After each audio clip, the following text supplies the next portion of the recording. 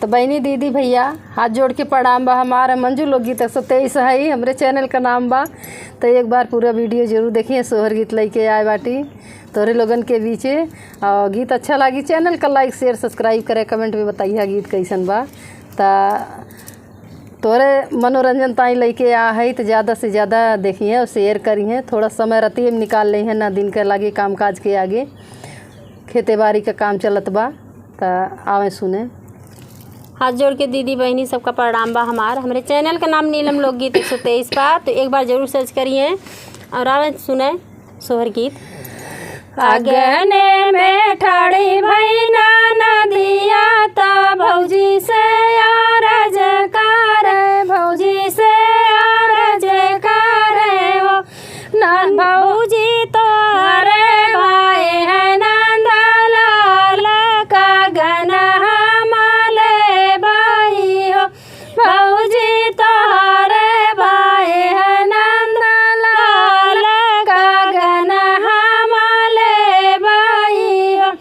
इतनी बचन भौजी सुनली तो जरी के भूतानी, तो जरी के भूतानी न ननदी तो हाय माई के निसनिया का गन नाही दे भाई हो, ननदी तो हाय माई के निसनिया का गन नाही दे भाई हो। इतनी बचन सुनी ननदी तो भैया लगे ठाड़ी भाई, भैया लगे ठाड़ी भाई हो।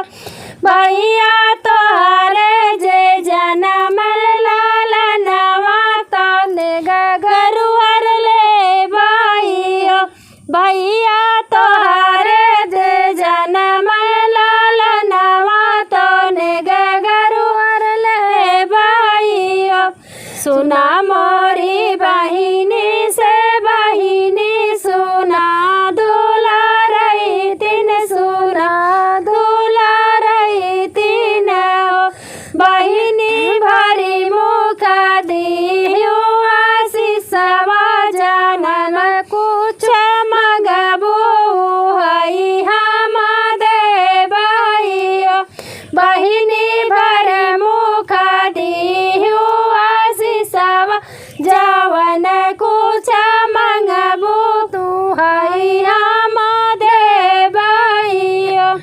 नाचत की अवली नदिया तो कजरा लगावे, तो कजरा लगावाई हो। भैया बहनी खातिर कगना गढ़ावे, भाई का मनवा खाई हो। भैया बहनी खातिर कगना गढ़ावे, बहन के मनवा राखाई हो। भैया जुग जुग जिये तोहरे ललनाया मरा रौजिक से दूर हो। भैया जुग जुग जिये तोहरा ललनाया मरा रौजिक से दूर हो।